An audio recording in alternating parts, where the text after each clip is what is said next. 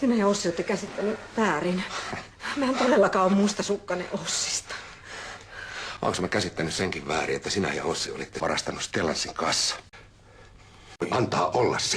Mä olin tosi huonossa kunnossa silloin. Sä jätit mut yksin. Ja niinpä sä käytit tilaisuutta hyväksesi. Mä kerron poliisille.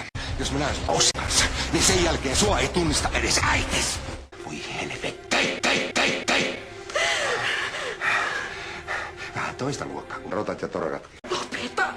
Mä olin Riikki, Rikun ja Annikan takia. Tyttö, nyt hiljaa. Sillä välin, kun sä olit jossain pelaamassa mun rahojani. Noin!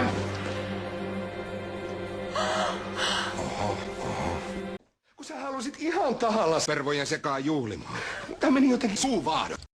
Pitikö sun ruveta muistuttamaan mua siitä? Muahan tässä on petetty ja loukattu. Mulla vaan jotenkin päässä naksattiin. Kuka suomalainen mies tosis yrittää muiden pervojen sekaan juhlimaan? Voit sä antaa mulle pesäpallo mailalla? Voitko? Tää ei tuu toistamaan, mä lupaan sen. Señorita! Mene pois mun korista. Mitä helvetti? Mikset sä itse lähde? Omaan kylpyammeeseen. Asiahan on sitten sille selvä. Señorita!